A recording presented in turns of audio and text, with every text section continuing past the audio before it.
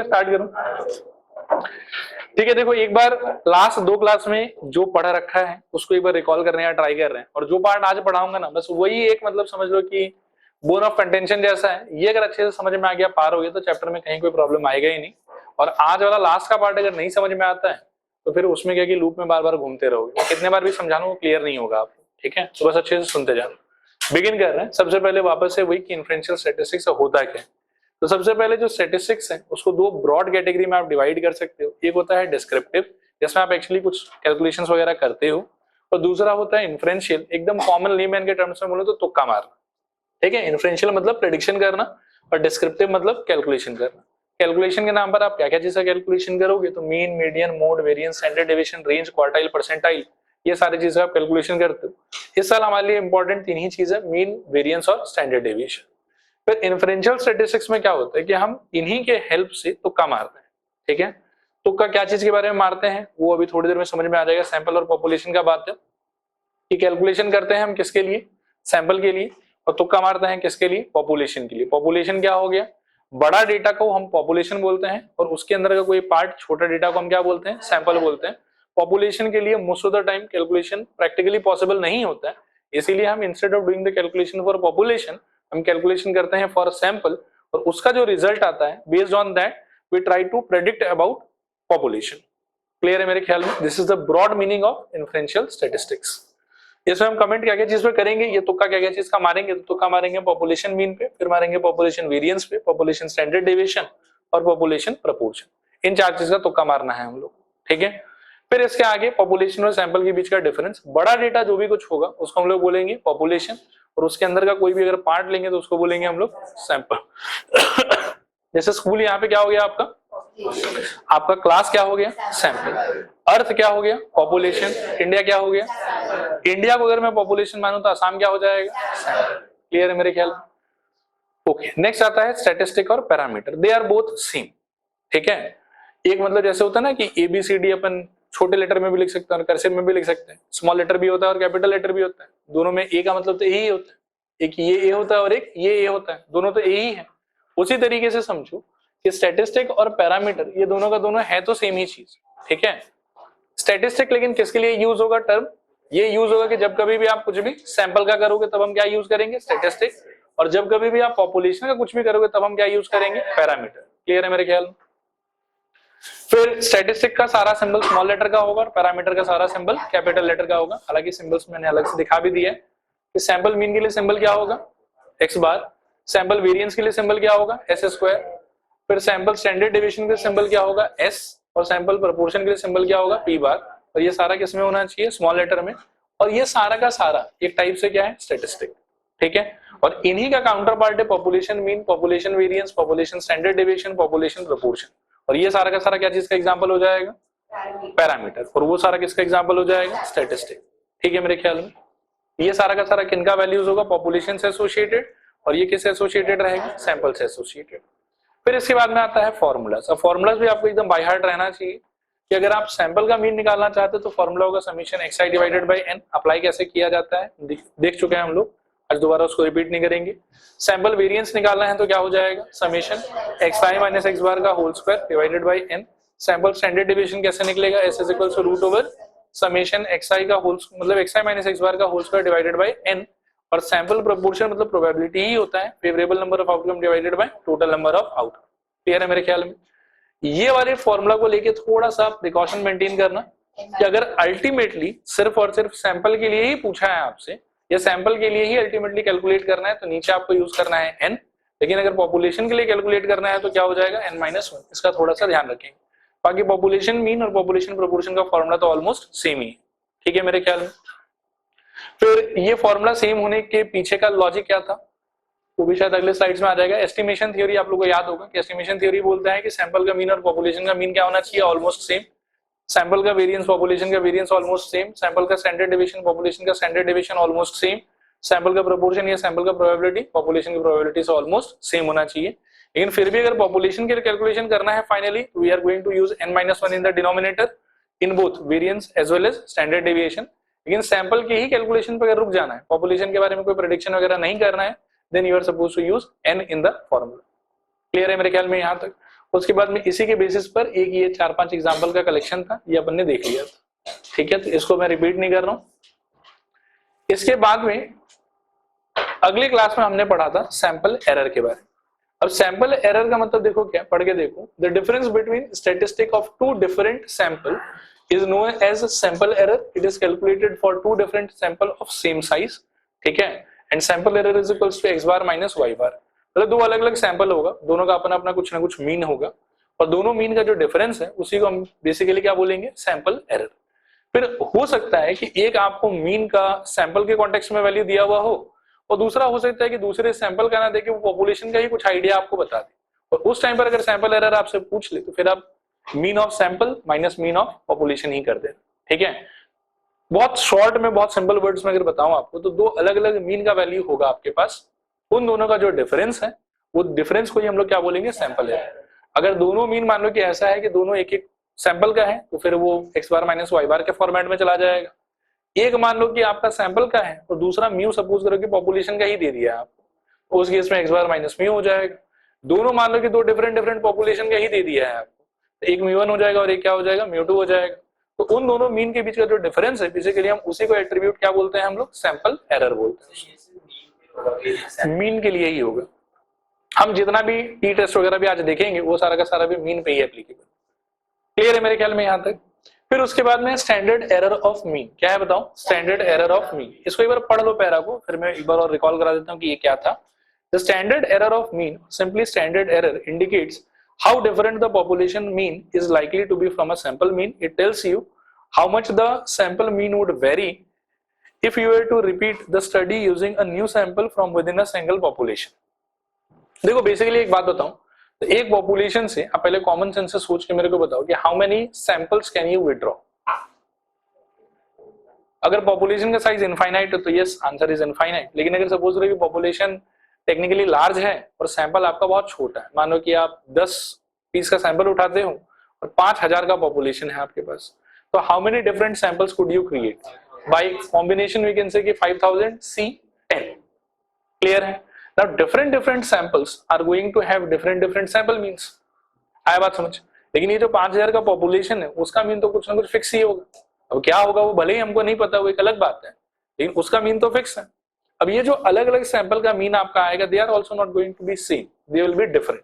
और जो actual population mean है उससे हो सकता है कि ये पूरा एग्जैक्टली मैच कर रहा हो सकता है कि आपका सैंपल का मीन पॉपुलेशन के मीन से थोड़ा ज्यादा रहा हो सकता है कि आपके सैंपल का मीन आपके पॉपुलेशन के मीन से थोड़ा कम रहा हो, हमको कुछ नहीं पता।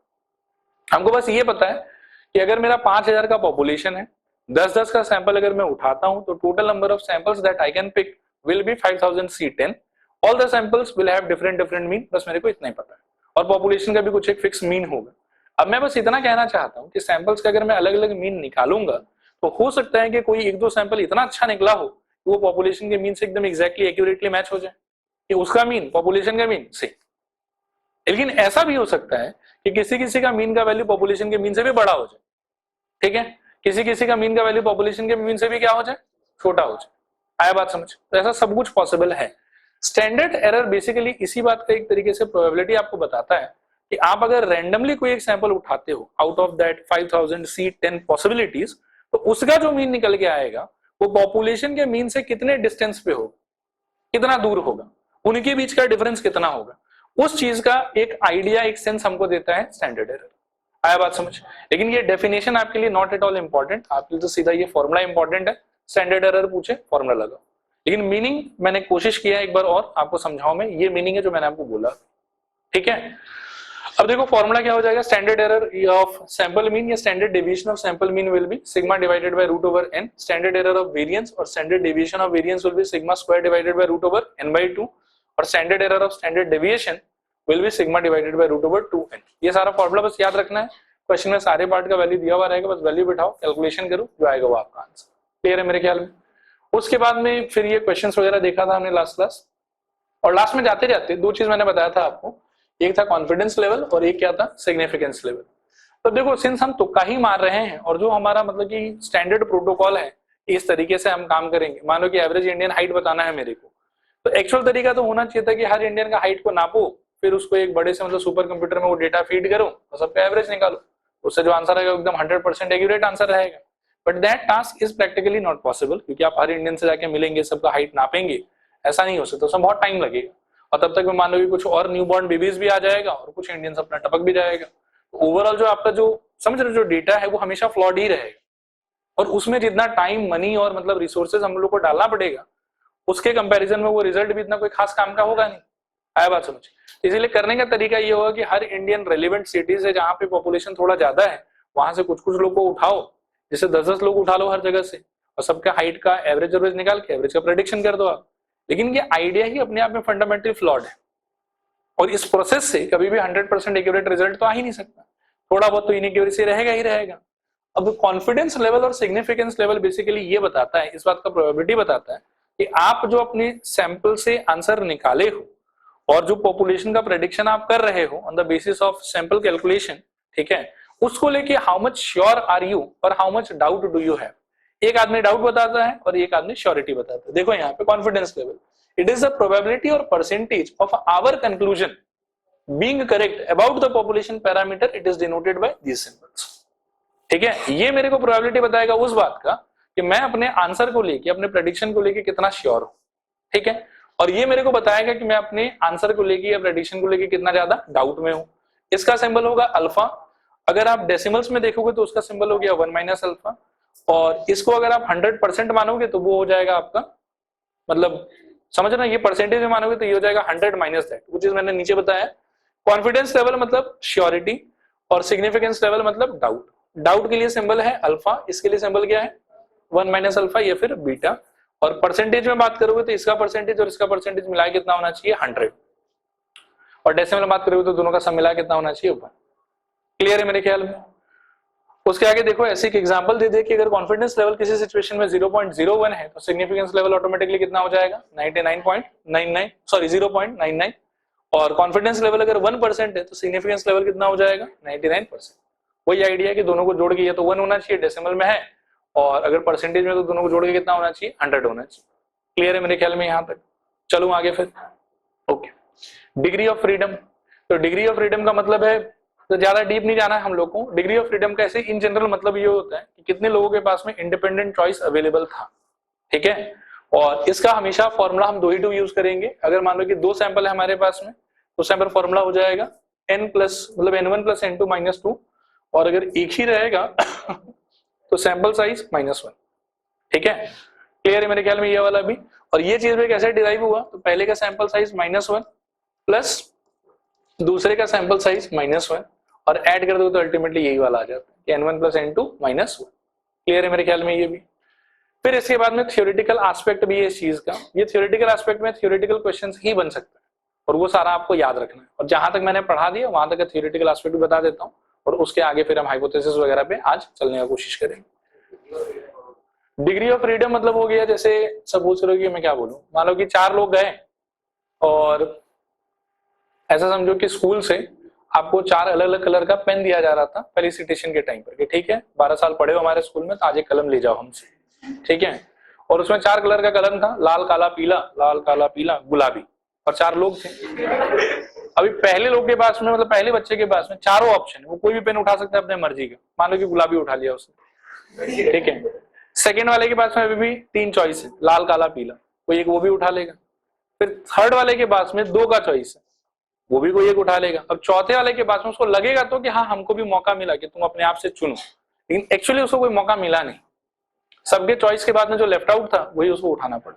आया बात समझ? तो 3 के पास में इंडिपेंडेंट चॉइस था, लेकिन चौथे के पास में इंडिपेंडेंट चॉइस नहीं था, इसीलिए हम बोलेंगे कि 3 मतलब डिग्री ऑफ फ्रीडम कितना हो जाएगा सिचुएशन में 3। ठीक है, and that is generally always one, तो सैंपल साइज -1। ठीक है, अब आगे चल रहे हैं यहाँ से theoretical story till now. Definition वही है कि तुक्का मारना है हम लोग को। ठीक है, सैंपल की हेल्प से पॉपुलेशन के बारे में। तुक्का मारने का 2 थ्योरी है, एक एस्टिमेशन थ्योरी और दूसरा क्या है हाइपोथेसिस टेस्टिंग। एस्टिमेशन थ्योरी हम कंप्लीट कर चुके हैं, हाइपोथेसिस पे आज बात करना है हम लोग। फिर need of inferential statistics, main gist यही है यहाँ का कि अगर आप एक्चुअली पॉपुलेशन का कोई कैलकुलेशन करने जाओगे तो टाइम, रिसोर्स और एनर्जी जितना उस पर लगाओगे वो उसके वर्थ नहीं है, और कई बार टाइम, रिसोर्स और एनर्जी लगाने के बावजूद भी करेक्ट रिजल्ट आपको मिल नहीं पाएगा। तो इसीलिए हम डायरेक्टली पॉपुलेशन से ना डील करके उससे छोटा छोटा पार्ट निकाल के पहले सैंपल बनाते हैं, और सैंपल के हेल्प से कैलकुलेशन करते हैं और सैंपल जो हमको आंसर बताता है उसके बेसिस पर फिर हम पॉपुलेशन के बारे में तुक्का मारते हैं। ये है नीड ऑफ इन्फ्रेंशियल स्टैटिस्टिक्स। फिर उसके बाद में some important terms related to inferential statistics. Population बता ही दिया, बड़ा डेटा पॉपुलेशन। पॉपुलेशन भी दो टाइप का, फाइनाइट पॉपुलेशन और इनफाइनाइट पॉपुलेशन। फाइनाइट मतलब नंबर कितना भी बड़ा हो लेकिन होना चाहिए, लिमिटेड होना चाहिए, अनलिमिटेड नहीं होना चाहिए। जैसे इंडिया का पॉपुलेशन, अब इसको फाइनाइट पॉपुलेशन ही मानेंगे, बड़ा है बहुत वैल्यू, लेकिन ऐसा नहीं कि काउंट नहीं कर सकता, ठीक है। और इनफाइनाइट पॉपुलेशन का मतलब क्या हो जाएगा, दोनों में फाइनाइट लिखा हुआ, देखिए फाइनाइट दो बार लिखा हुआ, इनफाइनाइट पीछे, ठीक है, फाइनाइट दो बार आ गया। फाइनाइट मतलब वही कि बड़ा हो चलेगा लेकिन काउंटेबल होना चाहिए, और इनफाइनाइट का मतलब है कि काउंटेबल हो ही ना। फॉर एग्जांपल मान लो कि number of plants in India, वो बहुत मुश्किल है काउंट करना। आदमी लोग तो फिर भी कुछ आवाज देके बुला सकते हैं कि अरे सुनो तुम्हारा नाम बताओ, पेड़ को तो कैसे गिनोगे आप, तो वो इनफाइनाइट पॉपुलेशन में चला जाएगा। क्लियर है मेरे ख्याल में। फिर सैंपल, सैंपल मतलब वही बड़े डेटा का एक छोटा सा पार्ट, उसको हम लोग बोलेंगे सैंपल। अब सैंपल का कोई क्वालिटी वगैरह नहीं है, सैंपल मतलब सैंपल। सैंपल में लेकिन हाँ ये याद रखेंगे कि हमारे हिसाब से 30 से नीचे अगर सैंपल का साइज हो तो उसको स्मॉल सैंपल मानेंगे, और 30 या उससे ज्यादा हुआ तो उसको क्या मानेंगे, लार्ज सैंपल मानेंगे। फिर इसके बाद में पॉपुलेशन और सैंपल के बीच का डिफरेंस, ये आप कोशिश करना है कि याद करके चले जाओ। हो सकता है कि ऐसा सवाल आए कि write two differences between population and sample, ठीक है, तो इसको याद करके जाएंगे अपन। फिर नेक्स्ट है सैम्पलिंग। अब सैम्पलिंग का मतलब है कि वही जो मैं आपसे बात कर रहा था कि 5000 का मान लो कि पॉपुलेशन है आपके पास में, और 10-10 का आपको मान लो कि सैंपल बनाना है उसके अंदर से, ठीक है।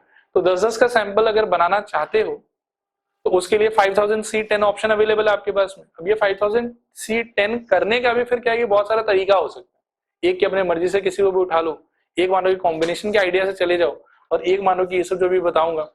तो सैंपलिंग मतलब यही है, एकदम ब्रॉडली अगर मैं बोलूं कि पॉपुलेशन से सैंपल विड्रॉ करने का जो तरीका है उसी को सैंपलिंग बोला जाता है, ठीक है, एकदम कॉमन सेंस के हिसाब से।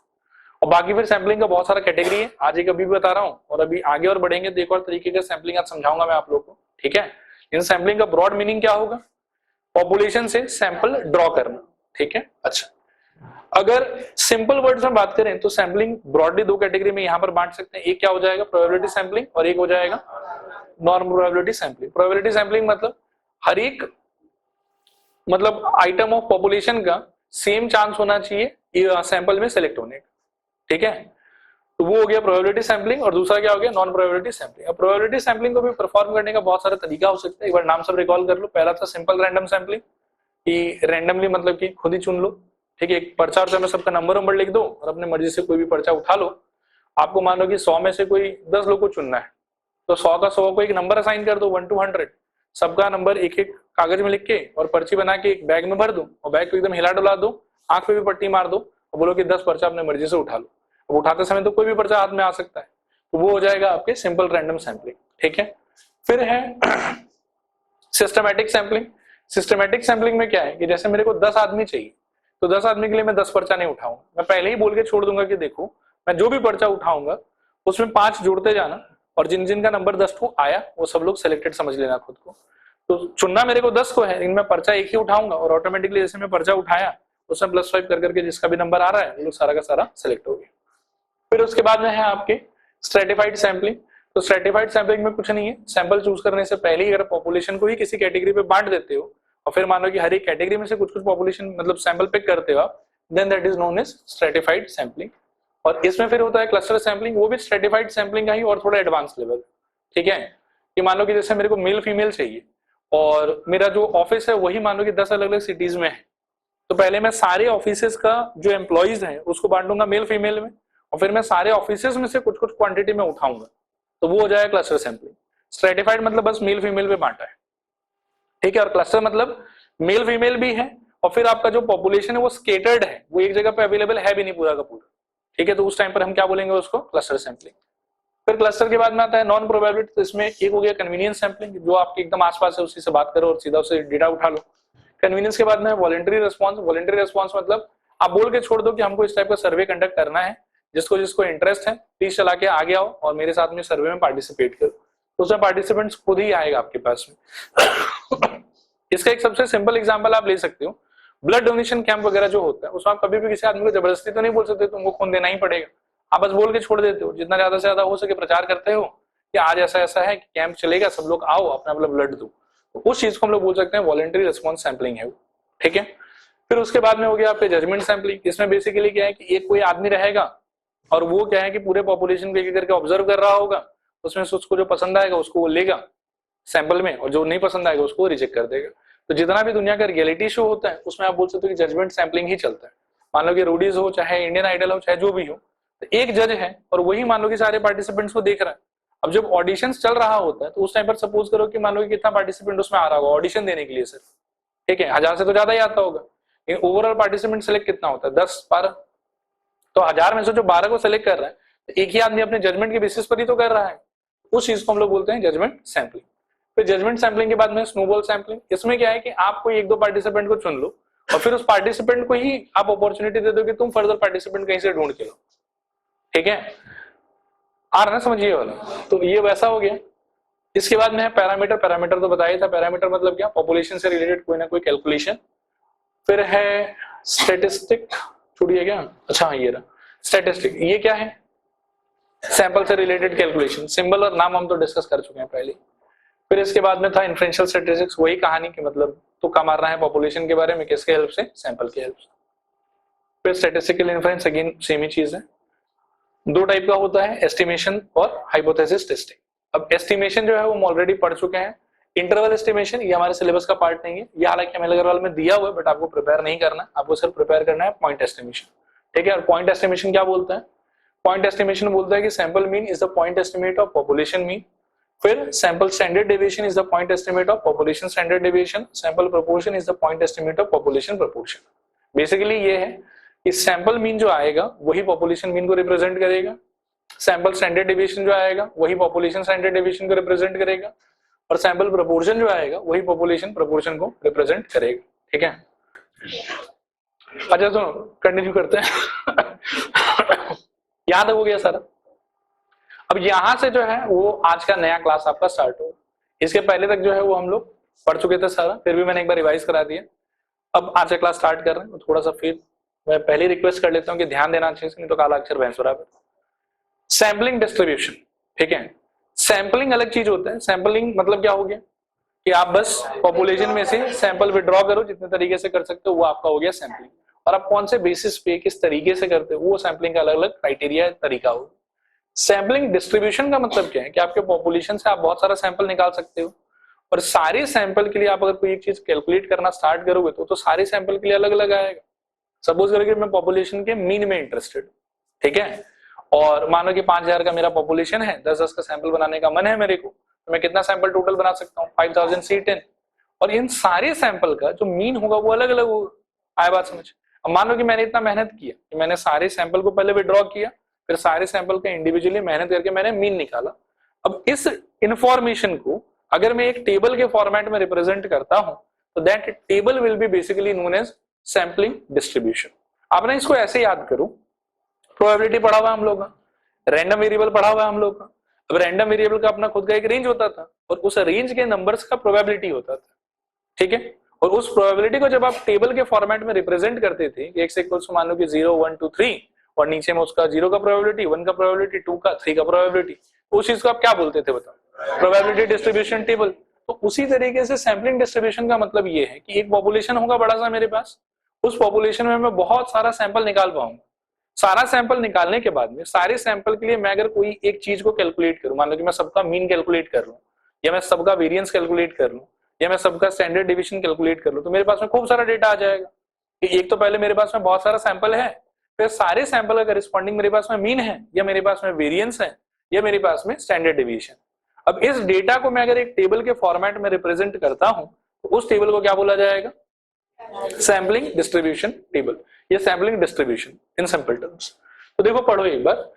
If we select a number of independent random samples of a definite size from a population and calculate some statistics such as mean of all the selected samples, we get a series of values of that statistic. The values so obtained can be written in the form of table, and this table is called as sampling distribution of the statistic under consideration. तो जिस चीज को calculate करके table आप बनाओगे, मान लो कि mean का टेबल हो सकता है, वेरिएंस का टेबल हो सकता है, स्टैंडर्ड डिवीजन का टेबल हो सकता है, जो भी चीज का टेबल आप बनाओगे उसको सिंपली क्या बोला जाएगा बताओ, sampling distribution of that particular thing. Mean का बनाते हो तो सैंपलिंग डिस्ट्रीब्यूशन ऑफ मीन हो जाएगा, वेरिएंस का बनाते हो तो सैंपलिंग डिस्ट्रीब्यूशन ऑफ वेरिएंस हो जाएगा, स्टैंडर्ड डिवीजन का बनाते हो तो सैम्पलिंग डिस्ट्रीब्यूशन और स्टैंडर्ड डेविएशन हो जाएगा। ठीक है, और एक चीज मैं कह दूं कि अभी शुरू में ना मैं बहुत बोर करूंगा आपको और बहुत अजीब अजीब कहानी सुनाऊंगा, इन उन सारे कहानी का, किसी भी कहानी का क्वेश्चन करने के तरीके से कोई लेना देना नहीं। ये कहानी सिर्फ इसलिए बता रहा हूं ताकि एक तो जब मैं क्वेश्चन कर रहा हूं आपको सिखाऊं तब थोड़ा कन्वीनियंट फील हो, दूसरा थियोरेटिकल क्वेश्चंस आ सकते हैं। और स्टैटिस्टिक का जो मतलब जो चैप्टर है आपका इन्फ्रेंशियल स्टैटिस्टिक्स, इसमें ब्लूप्रिंट के हिसाब से 3 मार्क का तो आना चाहिए एक सवाल, या 2 मार्क का एक सवाल और प्लस 3 मार्क का एमसीक्यू एक एक मार्क, और या फिर ऐसा कि 2 मार्क का एमसीक्यू एक एक मार्क और प्लस 3 मार्क का एक सवाल। तो थ्योरी पूरा जानना बहुत इंपॉर्टेंट है, कौन से पार्ट से उठा के क्या पूछ लेगा उसके बारे में कुछ कह नहीं कर सकते हैं। And CBSE is quite innovative in mathematics specially. ठीक है, आपको सब चीज पता होना चाहिए। ये समझ में आ गया मेरे ख्याल में। अब इसका एक एग्जांपल देख लो। For example, if n samples are taken from a given population and x1 bar, x2 bar, x3 bar dot dot dot xn bar, जो कि मीन का सिंबल है, वो अगर मान लो कि सारे n सिंबल्स का रिस्पेक्टिव क्या है, मीन है, तो उसको यदि आप इस टाइप के टेबल में आप रिप्रेजेंट करते हो कि ये हो गया आपका सैंपल नंबर 1 उसका मीन इतना, सैंपल नंबर 2 उसका मीन इतना, सैंपल नंबर 3 उसका मीन इतना, तो इस टेबल को हम बेसिकली क्या बोलते हैं, sampling distribution table of what mean. अगर मीन लिखा है तो, अगर वेरिएंस लिखते तो ऑफ वेरिएंस, स्टैंडर्ड डेविएशन लिखते तो ऑफ स्टैंडर्ड डेविएशन। क्लियर मेरे ख्याल, कोई दिक्कत नहीं। चल रहे हैं आगे। फिर नेक्स्ट है सेंट्रल लिमिट थ्योरम। ये एक थ्योरम है।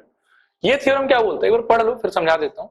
Central limit theorem states that if from a population having mean mu, अगर कोई एक पॉपुलेशन है जिसका मीन ऐसे थ्योरेटिकली मान लो कि म्यू है एंड स्टैंडर्ड डेविएशन सिग्मा है, a large number of random samples are drawn, then the distribution of sample means will be approximately following normal distribution. A sample size of 30 or more is considered to be sufficient to hold central limit theorem. ठीक है, अब ये theorem जो है इसको तो मैं बोलूंगा कि हो सके तो स्टेटमेंट भी याद कर लेना क्योंकि ये आपके सिलेबस का पार्ट है। ठीक है, अब ये थ्योरम क्या बोलता है वो मैं थोड़ा आपको समझाने का ट्राई करता हूं। आप इस लाइन को समझ पाए अच्छे से कि सैंपलिंग डिस्ट्रीब्यूशन का मतलब क्या है। ये थ्योरम बोलता है कि अगर सैंपलिंग डिस्ट्रीब्यूशन करते समय सैंपल साइज को 30 या उसके ऊपर रखा जाएगा, ठीक है, और इस सैंपलिंग डिस्ट्रीब्यूशन को आप अगर हिस्टोग्राम के फॉर्मेट में रिप्रेजेंट करते हो तो उस हिस्टोग्राम का सारा टॉप ज्वाइन करने के बाद में यू विल फाइंड कि एक नॉर्मल डिस्ट्रीब्यूशन कर्व आ गया, वही प्रोबेबिलिटी वाला बेल शेप्ड। ऐसा मैं एक बार फिर रिपीट करता हूं अपने बात को। ये क्या बोलता है central limit theorem? Central limit theorem ये बोलता है कि अगर आप कोई सैंपलिंग डिस्ट्रीब्यूशन की है जिसमें आपने सैंपल के साइज को 30 या उसके ऊपर रखा, ठीक है, तो उस टाइम पर जब आप सैंपलिंग डिस्ट्रीब्यूशन प्रिपेयर करोगे ना, तो इसको जब आप एक ग्राफ में कन्वर्ट करोगे in the form of let's say histogram और फ्रीक्वेंसी पॉलीगॉन, तो उस टाइम पर जो ग्राफ निकल के आएगा वो ऐसा निकल के आएगा। ठीक है, इसको भी मैं थोड़ा और डिटेल में आपको दिखाता हूं, आ जाएगा समझ में, घबराना मत। अब इसको देखो, मान लो कि इधर हमने मीन प्लॉट किया, इधर हमने कितना वो सैंपल लिया था ये बताओ, n सैंपल लिया था, तो n क्या है यहाँ पे, नंबर ऑफ सैंपल्स, और ये है उनके मीन का वैल्यूज। अब इनके मीन के वैल्यूज को मैंने क्या करा ना कि प्रॉपर ऑर्डर में आप ऐसा समझो कि एक्स एक्सिस पे प्लॉट कर लिया कि एक मीन का वैल्यू 5.3, 5.3 किसी का भी नहीं है, 0, एक भी ऐसा सैंपल नहीं है मेरे पास में जिसका मीन 5.3 होगा। फिर 5.3 के बाद में क्या आएगा, 5.4, 5.5, 5.6 और बीच में और भी है 5.51, 5.52 एंड सो ऑन। ये सारा ही मीन का वैल्यूज आया होगा। और मीन का वैल्यूज ऐसा भी नहीं कि एकदम मतलब क्या है कि बहुत ज्यादा वेरी करेगा, समझ रहे हो ना, किसी एक पॉइंट के आजू बाजू ही आया होगा, थोड़ा थोड़ा का डिफरेंस होगा मीन्स के बीच में। तो उन सारे मीन के वैल्यूज को अगर मैं एक्स एक्सिस पे रखूं और कौन सा वैल्यू कितने बार रिपीट हुआ है मेरे डेटा में, इस चीज को अगर मैं वाई एक्सिस पे रखूं उसके फ्रीक्वेंसी को, तो इस टाइप का एक हिस्टोग्राम प्रिपेयर हो जाएगा। आप समझ रहे हो कि हम इस डेटा को कैसे उसमें कन्वर्ट कर रहे हैं। जो मीन का मेरा आंसर आया है, इन लोग के बीच में भी वेरिएशन होगा, लेकिन ऐसा वेरिएशन नहीं होगा 50-50 यूनिट आगे पीछे जा रहे हैं ये लोग, थोड़ा थोड़ा चिन्ना मिन्ना का वेरिएशन होगा। ठीक है ना, तो उस वेरिएशन को मेरे को कहां प्लॉट करना है बताओ, एक्स एक्सिस पे। और फिर जो वाला मीन का वैल्यू जितने बार रिपीट हुआ, ऐसा भी हुआ कि 2 अलग अलग सैंपल है मेरा लेकिन मीन सेम आ रहा है उनका, आ रहा बात समझ। तो जो वैल्यू जितने बार रिपीट हुआ है उस चीज को हम लोग एट्रीब्यूट कहां करेंगे, वाई एक्सिस। तो उस केस में क्या होगा कि इस टाइप का कोई ग्राफ बन जाएगा, और इसको जब आप सारे टॉप को मान लो कि एक फ्री हैंड से ज्वाइन कर देते हो तो आपको दिखेगा कि एक बेल शेपेड कर्व बन गया। यही कहता है सेंट्रल लिमिट थ्योरम। एक बार पढ़ो फिर से। Central limit theorem states that from a population having mean mu and standard deviation sigma, a large number of random samples are drawn, then the distribution of the sample means, ठीक है, ये sampling distribution का बात चल रहा है, distribution of sampling means will approximately follow normal distribution. ठीक है, कि अगर आप कोई एक सैंपल के अंदर से बहुत सारा कोई एक बड़े पॉपुलेशन के अंदर से बहुत सारा छोटा छोटा क्या निकालते हो, सैंपल, और सैंपल का साइज क्या मेंटेन करते हो, 30 या उससे ज्यादा, तो उस केस में जो सैंपलिंग डिस्ट्रीब्यूशन आपका बनेगा उसको जब आप ग्राफ में कन्वर्ट करोगे तो it will almost take the shape of normal distribution. देखो क्लियर है कि नहीं क्लियर है, this is central limit theorem. ठीक है, और इस बात का कंटिन्यूएशन मैंने यहां लिखा है, पढ़ो एक बार। If we find the frequency distribution of all sample means, frequency distribution मतलब सैंपल मीन में कौन कितने बार आया, ठीक है, और उस फ्रीक्वेंसी डिस्ट्रीब्यूशन को मैं प्लॉट करूं एक्स एक्सिस और वाई एक्सिस पे। एक्स एक्सिस पे क्या प्लॉट करूंगा, मीन का वैल्यू, और वाई एक्सिस पे क्या प्लॉट करूंगा कि फ्रीक्वेंसी, कौन सा मीन कितनी बार आया मेरे पास। तो उस केस में ऐसा हिस्टोग्राम टाइप बनेगा, और इसको फ्री हैंड से जोड़ूंगा तो ये क्या हो जाएगा, नॉर्मल डिस्ट्रीब्यूशन कर्व। कौन बोलता है ये बात, सेंट्रल लिमिट थ्योरम बोलता है ये बात, ये हमेशा ही होगा। ठीक है, देखो क्लियर है central limit theorem. And again मैं फिर से बता दूं कि जो भी ये सब मैं बात कर रहा हूं इनका क्वेश्चन से कोई लेना देना नहीं। जब क्वेश्चन करना स्टार्ट करेंगे तो बिल्कुल कुछ अलग ही चीज यूज हो रहा होगा, लेकिन हाँ क्वेश्चन को भी सॉल्व करते समय मैं जो आइडियाज यूज करूंगा वो आता इन्हीं सबसे। ठीक है, क्लियर है मेरे ख्याल में ये वाला चीज। एक बार और बोलूंगी हो जाएगा। आप लोग एक बार एक्सप्लेन कर दो मेरे को। बड़ा पॉपुलेशन, बड़ा पॉपुलेशन में से छोटा छोटा मीन, कितना सारा, बहुत सारा, फिर सारे सैंपल क्या कैलकुलेट करना है, मीन, और फिर उस मीन का क्या बनाना है मुझे, फ्रीक्वेंसी डिस्ट्रीब्यूशन। और वो अगर बना के प्लॉटिंग करूंगा तो क्या आएगा मेरे पास में, हिस्टोग्राम, और हिस्टोग्राम के टॉप को ज्वाइन करने से मेरे को क्या दिखेगा, स्टैंडर्ड नॉर्मल कर्व या स्टैंडर्ड नॉर्मल डिस्ट्रीब्यूशन। क्लियर है मेरे ख्याल में। चलो आगे यहां से। ओके, नेक्स्ट आता है टी डिस्ट्रीब्यूशन। तो टी डिस्ट्रीब्यूशन क्या है वो देखो, अगर आपका सैंपल का साइज मान लो कि 30 या उससे ज्यादा रहता है then it will follow normal distribution. लेकिन अगर आप अपने सैंपल के साइज को थोड़ा छोटा कर देते हो तो उस केस में वो नॉर्मल डिस्ट्रीब्यूशन फॉलो नहीं करेगा। उस केस में वो नॉर्मल डिस्ट्रीब्यूशन से थोड़ा सा डिस्टॉर्ट हो जाएगा। ठीक है, क्लियर है। अगर आपका सैंपल का साइज क्या हो जाता है, छोटा, तो उस केस में वो नॉर्मल को डायरेक्टली अच्छे से फॉलो नहीं कर पाएगा, नॉर्मल से थोड़ा आगे पीछे हो जाएगा। ठीक है, थोड़ा डिस्टॉर्ट हो जाएगा। क्लियर है। कितना डिस्टॉर्ट होगा that will depend on degree of freedom. Degree of freedom जितना कम डिस्टॉर्शन उतना ज्यादा, डिग्री ऑफ फ्रीडम जितना ज्यादा डिस्टॉर्शन उतना कम। क्योंकि डिग्री ऑफ फ्रीडम जब ज्यादा होगा, कब ज्यादा होगा सोचो, जब सैंपल का साइज बड़ा होगा। डिग्री ऑफ फ्रीडम का वैल्यू कैसे आता था, सैंपल साइज -1। तो जिसका डिग्री ऑफ फ्रीडम ज्यादा उसका साइज ज्यादा, और साइज अगर 30 को टच कर लेगा फिर तो आ जाएगा सेंट्रल लिमिट थ्योरम। तो जितना छोटा आप करोगे अपने सैंपल को, आपका जो डिस्ट्रीब्यूशन आएगा वो उतना दूर आएगा नॉर्मल वाले से। और अगर आपका साइज बड़ा रहा या डिग्री ऑफ फ्रीडम ज्यादा रहा, उस केस में ऑलमोस्ट नॉर्मल डिस्ट्रीब्यूशन जैसा ही ग्राफ आएगा आपके पास। मैं एक बार और कहता हूं, देखो सेंट्रल लिमिट थ्योरम तो समझ में आ गया, लेकिन सेंट्रल लिमिट थ्योरम अप्लाई होगा कौन से सिचुएशन में, जो सैंपल साइज कितना हो, 30 या उसके ऊपर। लेकिन अगर सपोज करो कि सैंपल साइज 30 से छोटा हो जाता है तो उस टाइम पर भी आप अगर ये सैंपलिंग डिस्ट्रीब्यूशन को प्लॉट करोगे ना, तो शेप तो ऑलमोस्ट वैसा सा ही आएगा नॉर्मल डिस्ट्रीब्यूशन जैसा, लेकिन वो एग्जैक्टली नॉर्मल डिस्ट्रीब्यूशन नहीं होगा, उससे डिफरेंट होगा। और जितना छोटा साइज होगा डिफरेंस उतना ज्यादा होगा। सैंपल का साइज जितना छोटा होगा ना आपका, डिफरेंस उतना ज्यादा होगा, और सैंपल का साइज जितना बड़ा होगा डिफरेंस उतना कम होगा। क्योंकि जैसे जैसे आप साइज को बढ़ाने लगोगे सैंपल का, बढ़ा के मान लो कि आप 28 पे आ गए, अब तो ऑलमोस्ट 30 के पास आ ही गए हो, तो अब तो जो नॉर्मल डिस्ट्रीब्यूशन होना चाहिए था वही फॉलो होगा। नहीं आया समझ। Number of elements in one sample, I can keep the sample size as 10, तो 10-10 का सैंपल चुनूंगा। I can keep the sample size as 20, तो 20-20 का सैंपल चुनूंगा। अब 10-10 का सैंपल चुन के अगर मैं सैंपलिंग डिस्ट्रीब्यूशन करूंगा तो वो नॉर्मल डिस्ट्रीब्यूशन से बहुत अलग आएगा। लेकिन 20-20 का साइज चुन के अगर करूंगा तो वो नॉर्मल डिस्ट्रीब्यूशन के थोड़ा सा एक जैसा या सिमिलर जो है वो बनेगा। मैं दिखा देता हूं, उसका भी ग्राफ है मेरे पास में। थोड़ा सा तो समझ में आया टी डिस्ट्रीब्यूशन क्या बोल रहा है, इस ग्राफ से समझो। ये इससे भी थोड़ा कम आएगा, इसमें देखो शायद कुछ समझ में आ जाए। तो ये है स्टैंडर्ड नॉर्मल, एकदम ऊपर वाला। ठीक है, सैंपल साइज छोटा करके 20 अगर डिग्री ऑफ फ्रीडम है तो थोड़ा सा डेविएशन आएगा, थोड़ा नीचे उतर जाएगा। अगर डिग्री ऑफ फ्रीडम 8 हो गया तो और नीचे उतर जाएगा। अगर डिग्री ऑफ फ्रीडम 3 हो गया तो और नीचे उतर जाएगा। अगर डिग्री ऑफ फ्रीडम 1 हो गया तो और नीचे उतर जाएगा। शेप ऑलमोस्ट वैसा ही होगा, लेकिन पीक जो है ना, पीक थोड़ा सा नीचे आने लगेगा। और डिग्री ऑफ फ्रीडम या सैंपल साइज जितना ज्यादा, पीक जो है वो नॉर्मल डिस्ट्रीब्यूशन के उतना पीक के पास। और डिग्री ऑफ फ्रीडम जितना कम, तो आपके एक्चुअल ग्राफ का पीक नॉर्मल के पीक से थोड़ा नीचे, ठीक है। और इनके पीक के बीच में गैप उतना ज्यादा जितना छोटा आपका सैंपल, और जितना बड़ा आपका सैंपल गैप उतना कम। फिर से बोलना है कि हो जाएगा, ठीक है। एक बार और बोलता हूं, देखो नॉर्मल कर्व को कब अटेन करेगा, जब साइज हो उसका 30 या 30 के ऊपर। लेकिन साइज अगर 30 के नीचे हो गया ना, तो भी सैम्पलिंग डिस्ट्रीब्यूशन को प्लॉट करने के अंदर शेप तो ऑलमोस्ट उसी टाइप का आता है, लेकिन पीक जो है ना वो थोड़ा नीचे हो जाता है उसका, ठीक है। 30 या उसके ऊपर हम एग्जैक्टली नॉर्मल डिस्ट्रीब्यूशन कर्व को ये फॉलो कर लेते हैं।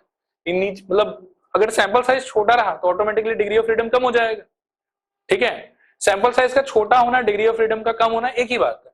सैंपल साइज का बड़ा होना और डिग्री ऑफ फ्रीडम का भी बड़ा होना एक ही बात है।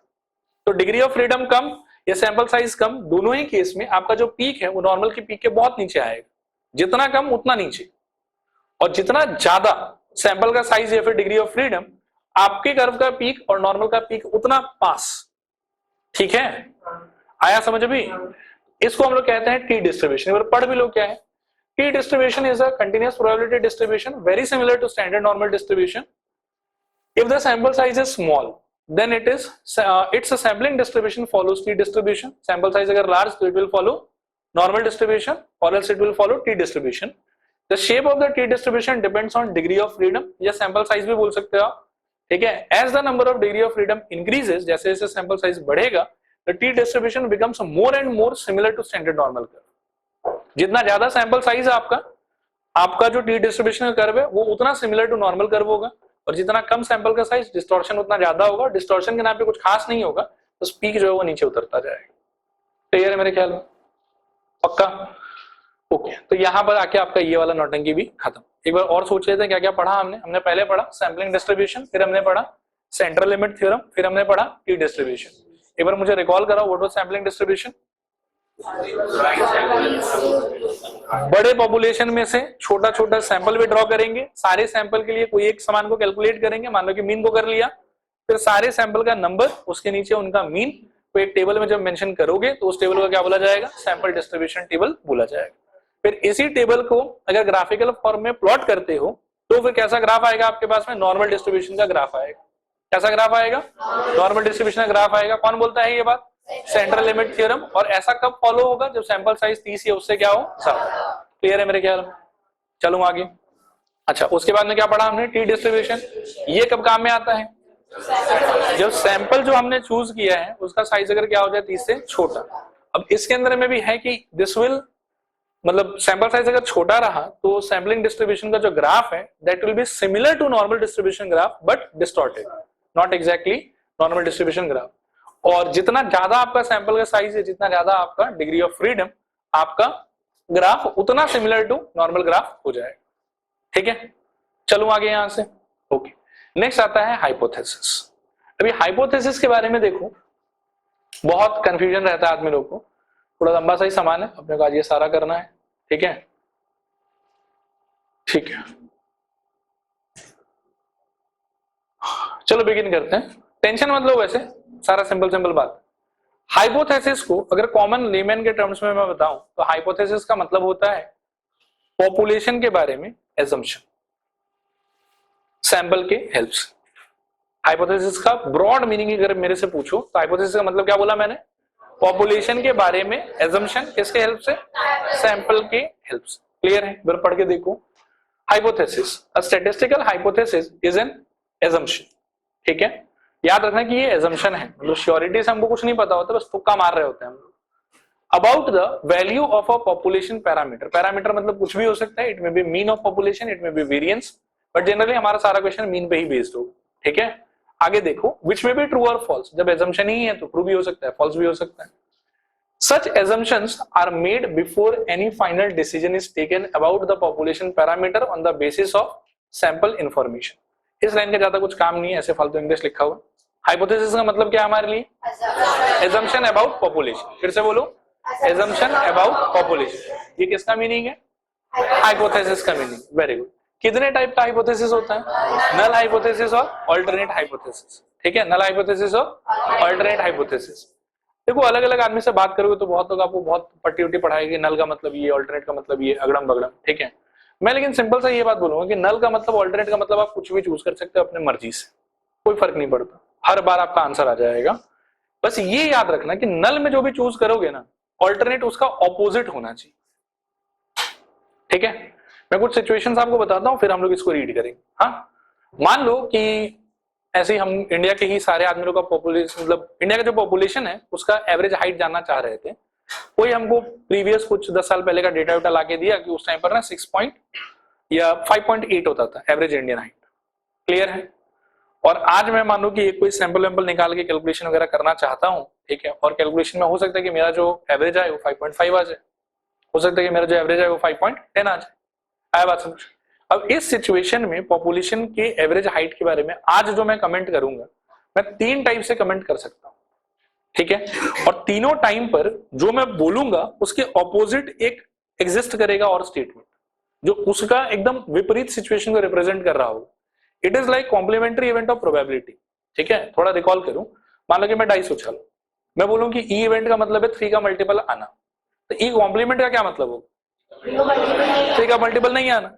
तो वैसे ही मैं अगर कुछ भी एक बात बोल दूं ना पॉपुलेशन के बारे में, उसको आप सोच लो कि ये नल हाइपोथेसिस बोल रहे हैं सर, और इमीडिएटली जैसे ई का कॉम्प्लीमेंट बनाते हो वैसे ही मेरे स्टेटमेंट का कॉम्प्लीमेंट बना दो और वो हो जाएगा मेरा अल्टरनेट हाइपोथेसिस।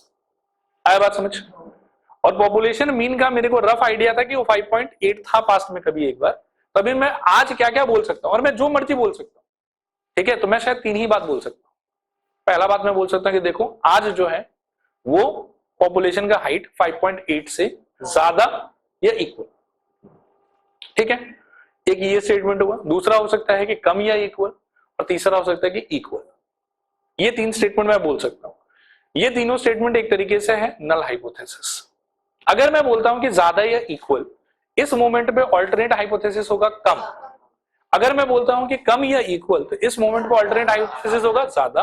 और अगर मैं बोलता हूं कि इक्वल, तो नॉट इक्वल हो जाएगा मेरा अल्टरनेट हाइपोथेसिस। यही है नल हाइपोथेसिस और अल्टरनेट हाइपोथेसिस। नल हाइपोथेसिस में तुक्का होता है, अल्टरनेट हाइपोथेसिस में तुक्का होता है जनरली, लेकिन हम जो इक्वल वाला सिंबल है ना, वो हमेशा नल के पास ही रखते हैं।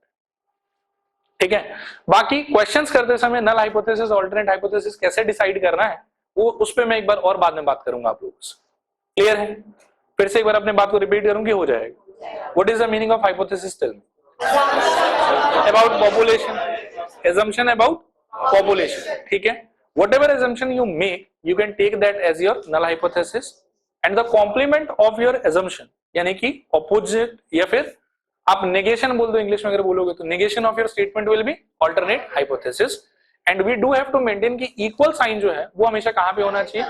वो null में आना चाहिए। क्लियर है मेरे ख्याल में? आओ रीड करते हैं एक बार। ये तो पढ़ लिया, कितने टाइप का हो सकता है नल हाइपोथेसिस और अल्टरनेट हाइपोथेसिस। नल हाइपोथेसिस को पढ़ो। It is an assumption that suggests that there is no difference between sample statistic value and corresponding population parameter value. It is denoted by h0। देखिए जो पहला line है इसका कोई खास काम नहीं, ठीक है, लेकिन फिर भी ये किताबों में आपको लिखा हुआ मिल जाएगा। इसका बेसिकली मतलब ये होता है कि पॉपुलेशन या सैंपल के बारे में जो भी डिक्लेरेशन सवाल में पहले से किया हुआ है ना, आप उसी को मान लो कि वो सच बोल रहे हैं। ठीक है, तो इसीलिए ये नो चेंज का हाइपोथेसिस होता है, ये नो चेंज का assumption होता है। Whatever condition question is describing, consider that to be true। ठीक है, लेकिन ऐसा जरूरी नहीं कि ये करके ही आपका आंसर आएगा। आंसर तो जैसे मैंने आपको बताया कि आपका जो भी मर्जी है इस 3 सिचुएशन में से अपने हिसाब से एक चूज कर लो, और जो भी आप चूज करोगे उसका कॉम्प्लीमेंट इमीडिएटली आपका क्या हो जाएगा? Alternate hypothesis, and your answer will come out fine, कोई इशू नहीं है उसके लिए। तो नल समझ में आ गया? नल फिर भी अगर कभी थ्योरेटिकली पूछे कि व्हाट इज नल, तो null is statement of no change. ये याद रखना, नल किसका स्टेटमेंट है? नो चेंज का। एक बार और पढ़ लो। It is an assumption that suggests that there is no difference या no change, ठीक है, between the sample statistic value and the corresponding population parameter। हालांकि इसका क्वेश्चन करते समय कोई बड़ा रूल नहीं है, बिना इसको फॉलो किए भी हमारा आंसर तो आराम से आ जाएगा। अल्टरनेट हाइपोथेसिस क्या है? नल हाइपोथेसिस का ऑपोजिट। अल्टरनेट क्या है बताओ? नल हाइपोथेसिस का ऑपोजिट या कॉम्प्लीमेंट। पढ़ के देखो। एनी हाइपोथेसिस विच कॉन्ट्राडिक्ट्स यानी कि ऑपोजिशन करता है किसको? नल हाइपोथेसिस को, उसको क्या बोला जाएगा? Alternate hypothesis. कोई इशू यहां तक? अच्छा, रिप्रेजेंट किससे करेंगे इसको? एच ए से। उसके बाद देखो note, the two hypothesis are complementary to each other, that is if H not is true then H A is false and vice versa. ये भी बहुत बेकार सा बात है, दोनों कॉन्ट्राडिक्टरी है एक दूसरे से। ये तो मैंने पहले ही बोल दिया कि नल जो भी बोलेगा ऑल्टरनेट उसका क्या बोलेगा, ऑपोजिट। तो सेम मोमेंट पे दोनों स्टेटमेंट तो ट्रू नहीं हो सकता है। आया बात समझ? तो एक समय पे कोई एक ही ट्रू होगा। अगर H नॉट ट्रू हो गया तो H ए ऑटोमेटिकली फॉल्स हो जाएगा, और H ए ट्रू हो गया तो H नॉट ऑटोमेटिकली फॉल्स हो जाएगा। ठीक है मेरे ख्याल में। इसका मीनिंग एक और हुआ, मैं अगर बोलूं कि H नॉट इज ट्रू तो मैं बिना बोले भी बोल रहा हूं कि H ए इज फॉल्स, ये आपको समझना पड़ेगा। मैं अगर बोलूं कि H ए इज ट्रू तो मैं बिना बोले भी क्या बोल रहा हूं कि H नॉट इज फॉल्स। एक को ट्रू डिक्लेयर करना ऑटोमेटिकली दूसरे को जो है वो अपोजिट वैल्यू असाइन कर देगा। जिसको आपने ट्रू बोला वो ट्रू हो गया, अपोजिट वाला क्या हो गया, ऑटोमेटिकली फॉल्स हो गया। क्लियर मेरे ख्याल में। अब देखो ये वो सिचुएशंस है जो हो सकता है हमारे assumption के टाइम। देखो for any population can together may take one of the following three forms. ठीक है, मतलब फॉर एनी पॉपुलेशन यहाँ पे होना चाहिए था आपके कि null hypothesis and alternate hypothesis can together take these many forms.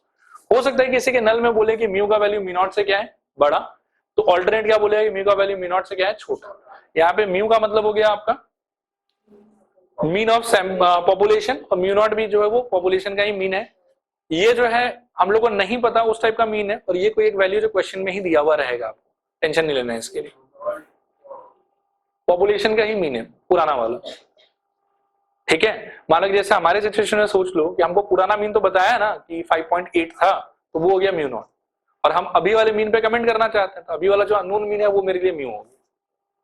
ठीक है, ओके। आगे देखो, अगर आपका नल हाइपोथेसिस बोलता है कि mu should be less than और इक्वल टू म्यू नॉट, तो अल्टरनेट क्या बोलेगा कि mu should be greater than. फिर अगर ये बोलता है कि mu equal to mu not होना चाहिए, तो ये क्या बोलेगा, mu is not equal to mu not, या फिर ये दोनों एक साथ बोल देगा कि छोटा भी हो सकता है और बड़ा भी हो सकता है। क्लियर है? इन दोनों को जनरली बोला जाता है वन टेल ऑल्टरनेटिव। यहां से भारी भारी बात शुरू हो, एकदम ध्यान से सोचो। वन टेल क्या बोल रहे हैं बताओ? और जैसे ही वर्ड ऑल्टरनेटिव आया तो ये समझ लेना कि ये ऑल्टरनेट हाइपोथेसिस का ही कारबार है। उसी से हमको पता चल रहा है कि क्या होना है क्या नहीं होना। इसमें जो आपका ऑल्टरनेट है वो म्यू नॉट के लेफ्ट साइड में लाई कर रहा है। ठीक है, म्यू नॉट से कम मान रहे हो ना उसको, इसमें फर्स्ट वाले में, तो इसीलिए इसको बोला जाता है left tail alternative. Mu not के लेफ्ट में मेरा म्यू का वैल्यू माना जा रहा है, इसीलिए इसको क्या बोलेंगे हम लोग, लेफ्ट टेल ऑल्टरनेटिव। अगर ऐसा कुछ बनाया है आपने तो उसको हम लोग बोलेंगे राइट टेल ऑल्टरनेटिव, और दोनों को कंबाइंड एक साथ इन कॉमन क्या बोल सकते हो, वन टेल ऑल्टरनेटिव। कि ऑल्टरनेटिव वाला जो स्टेटमेंट है वो ये तो लेफ्ट की तरफ है, और ये फिर ऑल्टरनेट वाला स्टेटमेंट जो है वो किधर है, राइट की तरफ है। लेकिन ये जो है कि mu is not equal to mu not, उसमें तो आप पीछे भी जा सकते हो और आप आगे भी आ सकते हो, इसलिए ये क्या हो जाएगा, ये हो जाएगा टू टेल ऑल्टरनेटिव। और सारा का सारा left alternative, right alternative, two tail alternative, ये डिसाइड होता है एच ए से, एच नॉट से कुछ भी डिसाइड नहीं होता। ठीक है, जब ऑल्टरनेटिव ही नाम है तो किससे आएगा, वो ऑल्टरनेटिव हाइपोथेसिस से आएगा। देखो यहां तक क्लियर है कि नहीं क्लियर? पक्का? क्वेश्चन में कई बार ये कंडीशंस भी हम खुद ही फ्रेम करेंगे। मतलब हो सकता है कुछ क्वेश्चंस में जो इजी होगा उसमें ये कंडीशंस पहले से दिया हुआ होगा, और हमको कुछ टेस्टिंग करके फाइंड आउट करना है कि इन दोनों में से ट्रू कौन सा है और फॉल्स कौन सा है। उसके लिए एक टेस्ट है, वो मैं सिखाऊंगा आपको। लेकिन कई बार ऐसा भी हो सकता है, जैसे आप क्लास 9-10 रिकॉल करो कि पहले क्वाड्रेटिक इक्वेशन सॉल्व करना सिखाते थे, तो सवाल पूछते थे कि बताओ x square plus 4x plus 6 equal to 0 में x क्या हो। फिर क्या होता था कि राम और बद्री दो दोस्त हैं, और एक के पास में आम का बगान है, एक के पास में मान लो कि गुआवा का बगान है। इसके बगान में 20 गुआवा ज्यादा होगा, उसके बगान में 20 आम कम होगा। बताओ इसके बगान में कितना आम है, उसके बगान में कितना गुआवा है। ये सब नौटंकी होता था। तो वैसे इसमें भी क्या कि कुछ क्वेश्चन से डायरेक्ट आएगा जिसमें आपके पास में नल और ऑल्टरनेट हाइपोथेसिस पहले से बना के दिया होगा। You just need to test कि which one is true which one is false. लेकिन जब वर्ड प्रॉब्लम्स आएगा तो ऐसा भी क्वेश्चन आ सकता है जिसमें ये बनाना भी आपका ड्यूटी है, फिर ट्रू फॉल्स भी डिसाइड करना आपका ड्यूटी है। क्लियर है मेरे ख्याल में? लेकिन जब कोई भी पॉपुलेशन या कोई भी सिचुएशन के लिए नल और ऑल्टरनेट आप डिसाइड करोगे तो इन्हीं में से कुछ ना कुछ बनेगा। और नल ऑल्टरनेट डिसाइड करने के लिए इन डेफिनेशंस का हम कभी यूज नहीं करेंगे। हमारा मर्जी है कि नल किसको मानते हैं, बस ये मेंटेन करना है कि इक्वालिटी जो है वो हमेशा नल के पास रखना है। ठीक है, और आप इन तीन में से जो भी नल मानना चाहते हो मान लो, कोई प्रॉब्लम नहीं है। जैसे ही नल मानोगे इमीडिएटली उसके कॉम्प्लीमेंट से ऑल्टरनेट बन जाएगा, और जो ऑल्टरनेट बनेगा उसके हिसाब से हम डिसाइड करेंगे कि लेफ्ट टेल ऑल्टरनेट बनाया है, कि राइट टेल ऑल्टरनेट बनाया है, और कि टू टेल ऑल्टरनेट बनाया है। और सबका कंक्लूजन का तरीका अलग अलग है। लेफ्ट टेल में ट्रू फॉल्स डिसाइड करने का तरीका थोड़ा अलग है, राइट टेल में अलग है, टू टेल में अलग है। सबके अंडर जो है कॉमन लाइन थीम जो है वो सेम ही है, लेकिन सब में थोड़ा सा ग्राफ है, वो ग्राफ अलग अलग होता है। मैं दिखा दूंगा वो भी। याद है? ठीक है सब कुछ, कोई परेशानी? आज का क्लास रिमाइंड कराओ एक बार। सैम्पलिंग डिस्ट्रीब्यूशन वो क्या बोलता है कि एक पॉपुलेशन से खूब सारा सैंपल निकालो, सारे सैंपल का मीन निकालो और मीन को टेबल के फॉर्मेट में बनाओ, तो उस टेबल को क्या बोलेंगे? Sampling distribution table. फिर अगर इसी टेबल को कन्वर्ट करते हो ग्राफ में, ठीक है ना, तो उसको बोलेंगे हम लोग नॉर्मल डिस्ट्रीब्यूशन निकलेगा। और ऐसा कौन बोलता है? Central limit theorem. Normal distribution कब निकलेगा? अगर सैंपल साइज 30 या उससे ज्यादा रहे, ठीक है, ये सेंट्रल लिमिट थ्योरम बताता है। उसके बाद में हम पढ़ रहे थे टी डिस्ट्रीब्यूशन, ये कब के लिए एप्लीकेबल है? सैंपल का साइज अगर 30 से छोटा हो गया तो वो एग्जैक्टली नॉर्मल को फॉलो नहीं करेगा, उससे थोड़ा सा डिफरेंट होगा, डिस्टॉर्टेड होगा, ठीक है। और जितना छोटा डिस्टॉर्शन उतना ज्यादा, जितना बड़ा सैंपल का साइज डिस्टॉर्शन उतना कम। क्लियर मेरे ख्याल में? फिर हम क्या पढ़ रहे हैं? हाइपोथेसिस। हाइपोथेसिस क्या होता है? Assumption about population by the help of sample. कितने टाइप के हाइपोथेसिस? नल और इन दोनों में क्या फर्क है? दोनों एक दूसरे को कॉन्ट्राडिक्ट करेगा, ऑपोजिट रहेगा। नल मानने के लिए कोई स्पेशल रूल है कि यही मानना पड़ेगा नल को? नहीं, कुछ भी मान लो चलेगा। ऑल्टरनेट क्या होना चाहिए? बस उसका ऑपोजिट। क्लियर है मेरे ख्याल में? यहाँ तक ऑल्टरनेट अगर बोलता है कि किसी नंबर से बैक साइड में जाना है मेरे को, लेफ्ट साइड में जाना है मेरे को, तो वो हुआ लेफ्ट टेल ऑल्टरनेटिव। अगर ऑल्टरनेट बोलता है कि किसी नंबर से राइट में जाना है, तो वो क्या हो गया? Right tail alternative. और ऑल्टरनेट बोलता है किसी से इक्वल नहीं होना है, मतलब लेफ्ट में रहो तो भी चलेगा, राइट में रहो तो भी चलेगा, तो वो क्या हो जाएगा? Two tail alternative. कोई इश्यू यहां तक? पक्का? कोई कंफ्यूजन नहीं? ठीक है, आगे चलते हैं। नेक्स्ट है स्टूडेंट्स टी टेस्ट। देखो घबराओ मत, ये क्या मैं समझाता हूँ। हमको क्या होगा ना कि हमको कुछ क्वेश्चंस मिलेगा जिसमें दो टाइप का सिचुएशन हो सकता है। पहला हो सकता है कि मान लो कि डायरेक्टली ये दोनों बना के दे देगा हमको, और हमको बोलेगा कि चेक करो कि जो दो ये एजम्पशन मैंने बना के दिया है तुमको, इनमें से कौन सा राइट है कौन सा रॉन्ग, ठीक है। और जनरली जो हमको मिलेगा, मतलब सारा डेटा, सारा इंफॉर्मेशन सैंपल का साइज वाइज वो 30 से छोटा रहे। 30 से बड़ा अगर सैंपल का साइज रहता है, उस केस में to be honest t test work ही नहीं करेगा। उस केस में जो है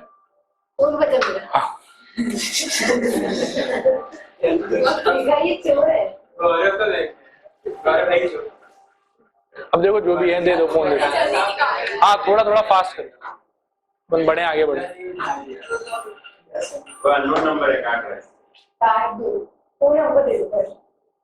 मत करो मत करो रश्मिता। हाँ और फोन पे काट दो।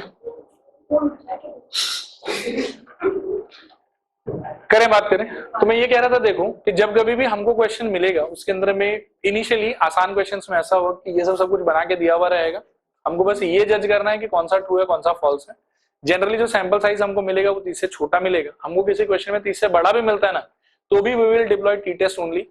एक और टेस्ट होता है जेड टेस्ट। तो अगर सैंपल का साइज 30 से ज्यादा रहे तो नियम से लगाना चाहिए जेड टेस्ट, लेकिन Z test is not part of our syllabus, तो हम हर चीज को टी टेस्ट से ही करेंगे। लेकिन एक्चुअली टी टेस्ट कौन सा सिचुएशन में एक्यूरेट रिजल्ट देगा हमको? जब सैंपल साइज क्या हो 30 से कम। अब इसका एप्लीकेशन क्या है? देखो कि इस टाइप का या तो आपको बना के दिया है और या फिर आप खुद बना रहे हो, लेकिन इन दोनों में से एक समय पे राइट तो कोई एक ही हो सकता है और दूसरा गलत होगा। आप सिर्फ आंखों से जांच के तो नहीं बता सकते हो कि ये सही लग रहा है वो गलत लग रहा है। उसके लिए आपको कुछ एक करना पड़ेगा, टेस्टिंग। वो जो टेस्टिंग है उस टेस्टिंग का ही नाम है स्टूडेंट्स टी टेस्ट। क्या नाम है बताओ? और ये क्या चीज का टेस्टिंग है कि नल ऑल्टरनेट में से कौन सा राइट कौन सा रॉन्ग, उस चीज का टेस्टिंग। फिर से मैं रिपीट कर रहा हूं, ये क्या चीज का टेस्टिंग है? नल और ऑल्टरनेट में से कौन सा राइट कौन सा रॉन्ग, उसका टेस्टिंग। और आप एजम्पशन कैसे भी करो कोई फर्क नहीं पड़ता है। स्टूडेंट टी टेस्ट इतना पावरफुल टेस्ट है कि वो दूध का दूध और पानी का पानी कर दे, ठीक है। आप कैसे भी एजम्पशन करो, answer is going to be same. मतलब every time you will find your assumptions may be different, but the conclusion that you are making or your friend is making with the opposite assumption will be same. Conclusion will be same. ठीक है, after deploying t-test. Clear है मेरे ख्याल में? So let me ask you again, what is students t-test? Method या test to judge कि out of null and alternate who is correct, who is wrong. ठीक है मेरे ख्याल में? Okay, एक बार पढ़ लो. If the sample size is small, less than 30, then the sampling distribution follows t-distribution. ये मैंने समझा दिया आपको। 30 से उससे ज्यादा रहे तो किसको फॉलो करेगा? वो नॉर्मल डिस्ट्रीब्यूशन। और उस टाइम पर टेस्ट कौन सा डिप्लॉय करना चाहिए मेरे को? Z test. लेकिन वो सिलेबस का पार्ट है नहीं, तो हम हमेशा क्या डिप्लॉय करेंगे? T test. ये लेकिन अच्छा एक्यूरेट रिजल्ट कब देता है हमको, जो सैंपल साइज 30 या उससे छोटा है। तो आगे देखो, शुरू से पढ़ देता हूँ। If the sample size small less than 30 then the sampling distribution follows t distribution instead of normal distribution, hence the test statistic used in these situations are commonly known as students t test। आपको इतना भारी याद नहीं रखना, आप बस इतना याद रखो कि हमको जो हेल्प करेगा नल और ऑल्टरनेट में से ट्रू फॉल्स डिसाइड करने में, वो आदमी है स्टूडेंट्स टी टेस्ट। कौन है वो आदमी? Students T test. क्लियर है मेरे ख्याल में? आगे देखो, it helps us in deciding which out of H0 and H2, ये हमारा मेन लाइन है। And there are two types of T test, one sample T test, two sample T test, ये दोनों हमारे सिलेबस में है। ठीक है, आपके लिए बस ये लाइन इंपॉर्टेंट है कि it will help us in deciding who is true and who is false. If I say H0 is true, तो by default मैं क्या बोल रहा हूँ? HA is false. And if I say कि H0 is false, by default I am saying कि HA is false. मतलब एक बोला तो दूसरे पे ऑलरेडी मतलब क्या है कि टैग लग ही जाएगा, ये ऐसा है। क्लियर है मेरे ख्याल में यहाँ तक? अब बात आता है कि स्टूडेंट टी टेस्ट जो है ये क्या है और इसको कैसे डिप्लॉय करते हैं और कैसे इससे आंसर हम लोग निकालें। क्लियर है? उससे रिलेटेड एक ये घटिया सा टेबल है। मैं टेबल लेकिन अभी इंट्रोड्यूस नहीं करूंगा आप लोगों को, अभी एक बार चलते हैं कि टी वैल्यूज वगैरह कैसे निकाला जाता है और उसके बाद में टेबल पे आएंगे और फिर मैं एक दो और क्वेश्चन भी आपको करके दिखाऊंगा। नेक्स्ट टॉपिक हमारा है mainly how to find critical T values by looking at T distribution table and its interpretation of acceptance region and rejection region. इसको दो तीन बार एक बार पढ़ लो धीरे धीरे, ठीक है? और बटको मत, अभी पेन वेन छोड़ दो सब, आराम से एक बार बस हेडिंग पढ़ दो, फिर मैं इसका क्वेश्चन करके दिखाता हूँ आप लोग। क्वेश्चन करने वाला काम जो है वो ऑलमोस्ट स्टार्ट होने ही वाला है, बस ध्यानपूर्वक देखो इसको। चलो देखो हम अभी करेंगे क्या, देखो हम कोई सिचुएशन का टी वैल्यू निकालेंगे और वापस आई विल से कि अभी जो मैं करूंगा इसका अभी तक के थ्योरी से कोई लेना देना नहीं, ये एकदम अपने आप में इंडिपेंडेंट है। और इसको सीखने के बाद हम क्या है कि मेन क्वेश्चंस पे जा सकते हैं। ठीक है, तो देखो क्वेश्चन देखो पहले कि find the critical T value for alpha equals to इतना विद डिग्री ऑफ फ्रीडम इतना for a right tailed T test. ठीक है, मैं सारा चीज समझाने का ट्राई करता हूं आपको। डिग्री ऑफ फ्रीडम 16 होने का मतलब है कि मेरे जो सैंपल साइज है वो 17 रहा होगा।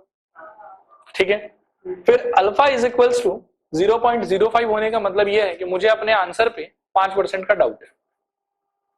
याद करो अल्फा का मतलब क्या था? डाउट।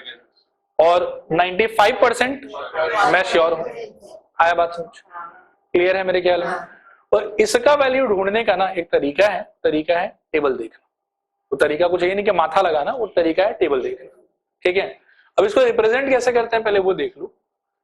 कुछ बुक्स में इसको ऐसे लिखा जाता है, देखो टी ऑफ 16 यहाँ पे और ब्रैकेट के अंदर में 0.05। ये हैंडबुक और बाकी बुक्स में ऐसे लिखा जाता है। कुछ बुक्स में इसको ऐसे लिखा जाता है टी ऑफ 0.05 और वो डिग्री ऑफ फ्रीडम कहीं मेंशन नहीं करता, पहले से दिया हुआ रहता है उसके हिसाब से। तो ऐसा रिप्रेजेंटेशन भी हो सकता है और ऐसा रिप्रेजेंटेशन भी हो सकता है। और एक बार पहले मैं वैल्यू फाइंड करके आपको दिखा देता हूं and then we will talk further about this. Clear है यहां तक? कहीं कोई परेशानी तो नहीं आ रहा? ओके, एक बार देखो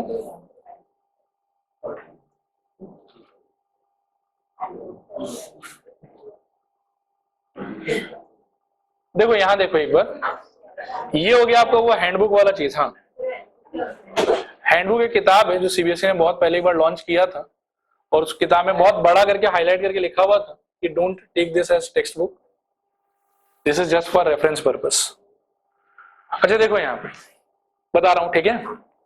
हमको क्या फाइंड करना है बताओ? Critical T value. क्या फाइंड करना है बोलो? Critical T value for what and what? For alpha equals to 0.05 and degree of freedom is equals to 60। ये दोनों चीज हमेशा दिया हुआ रहेगा, बगैर इसके आप टी वैल्यू निकाल ही नहीं सकते। ठीक है, और इन दोनों के हेल्प से आपको अपना दिमाग यूज करने का बिल्कुल जरूरत नहीं है। इन दोनों के हेल्प से एक वैल्यू है जो एक टेबल से आपको डायरेक्टली मिल जाएगा। क्लियर है? और कौन से टेल्ड टी टेस्ट के लिए वो थोड़ा इंपॉर्टेंट है। तो यहां पर किसके लिए है वो? राइट टेल के लिए। देखो अब आ जाओ टेबल पे आ जाओ। ये है आपका टेबल जिसमें इस कॉलम में आपको दिया हुआ रहेगा degree of freedom, area in two tail का वैल्यूज यहाँ पे है और एरिया इन वन टेल का वैल्यूज यहाँ पे है। फिलहाल हम डील कर रहे हैं किससे? राइट टेल से। वो वन टेल के कैटेगरी में फॉल होता है। तो हमको जो भी कुछ मतलब कि अल्फा और डिग्री ऑफ फ्रीडम वगैरह चाहिए हम उसके हिसाब से ढूंढेंगे। तो डिग्री ऑफ फ्रीडम हमको कितना चाहिए? 16।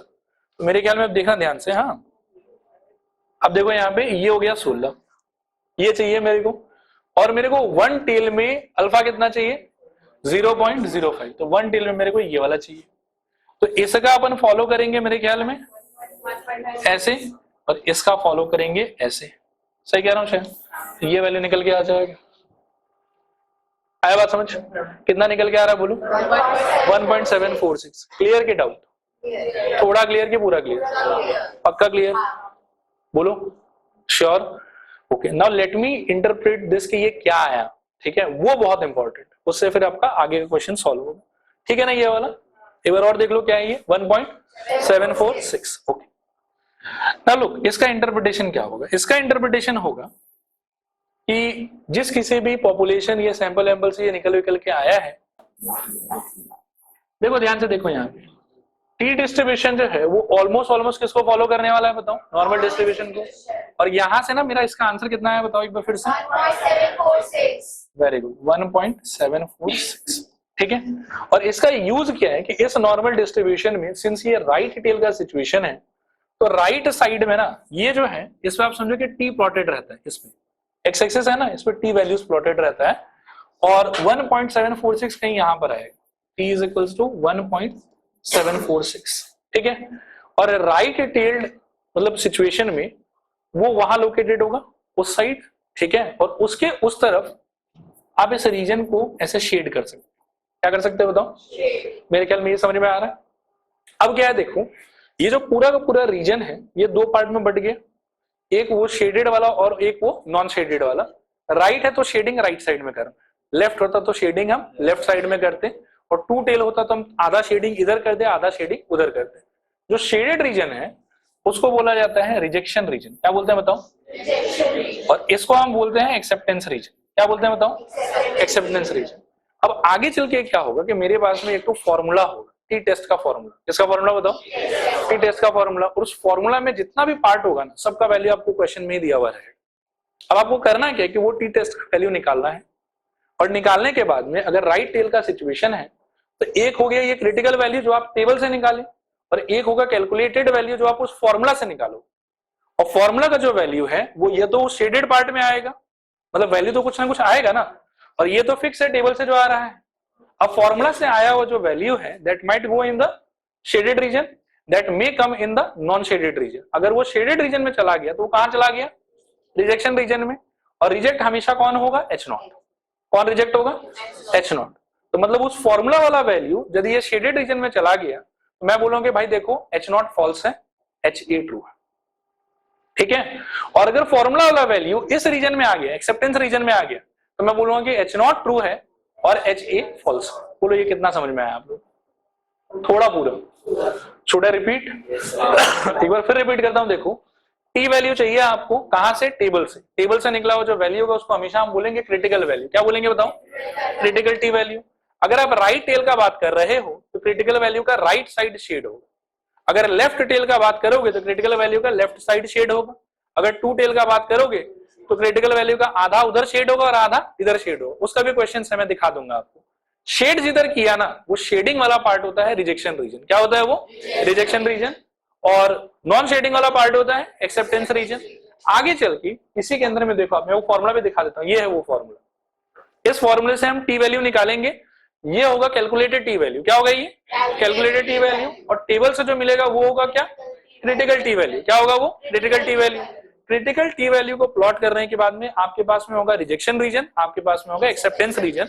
अब जो कैलकुलेटेड टी वैल्यू है वो अगर मान लो कि शेडेड रीजन में फॉल करता है तो आपको नल हाइपोथेसिस को करना है reject, and that automatically means you are accepting alternate hypothesis if it falls, if the value calculated from the formula falls in acceptance region, that means you have to take up null hypothesis and you have to reject alternate hypothesis. आप t के positioning से null पे comment कर सकते हो, and the moment you comment on null automatically you have commented on alternate as well. अगर उधर fall हुआ तो null को रिजेक्ट करना है, मतलब alternate को एक्सेप्ट करना है। इधर फॉल हुआ तो नल को एक्सेप्ट करना है, मतलब ऑल्टरनेट को रिजेक्ट करना है। नहीं आया समझ? थोड़ा पूरा। ये है राइट टेल को प्लॉट करने का तरीका। ठीक है, आ जाओ नेक्स्ट देखो। Find the critical value for alpha equals to इतना, degree of freedom equals to इतना। बोल दिया है कि लेफ्ट टेल टेस्ट। ठीक है, कौन सा है बताओ? Left tail test. तो अभी कुछ नहीं, अल्फा है मेरे पास 0.01, degree of freedom 22, left tail भी है तो 1 टेल ही है मेरे हिसाब से, तो आ जाओ 1 टेल वाला देख लेते हैं। एक बार मैं वैल्यूज को फिर देख लूं, 22 और 0.01 1 टेल पे देख रहे हैं, तो 1 टेल में 0.01 ये रहा, और 22 पे जाना है मेरे को, तो ये 22 हो गया, 2.508 है, और ये 0.01 हो गया, तो नीचे आके क्या हो जाएगा ये वाला, मतलब not this the upper root. ठीक है, समझ में आ रहा है? लेकिन ये किसके लिए लेना है मेरे को? इसमें सारा वैल्यू पॉजिटिव है, लेकिन हाँ देख लो आप अच्छे से, इसमें कोई भी वैल्यू नेगेटिव नहीं है कहीं पर लेफ्ट का। लेकिन अगर क्वेश्चन में मेंशन आपको किया हुआ है तो प्लॉटिंग के टाइम पर you have to be careful. ठीक है, कैसे मैं बताता हूं, देखो वैल्यू वहां से क्या आया था, याद है आप लोगों को? 2.50। ये एकदम सिमेट्रिक है, बीचों बीच इससे क्या लाई करता है बताओ? 0 लाई करता है, उस तरफ सारा पॉजिटिव और इस तरफ सारा नेगेटिव। वैल्यू क्या मिला था फिर बताओ एक बार? ओके, तो t 0.01 for degree of freedom 22 is equals to 2 point कितना आया था मेरे? 508। लेकिन since I am talking about left tail तो मेरे को 0 के इस तरफ रहना है। ठीक है, and automatically the point that I plot here will be minus of 2.508 because ये सिमेट्रिक है। आया बात समझ? लेफ्ट टेल जब भी करोगे तो टेबल से जो आया हुआ वैल्यू है उसके बाहर बस एक नेगेटिव साइन लगा दो और उसको एकदम मिडिल के लेफ्ट में प्लॉट करो।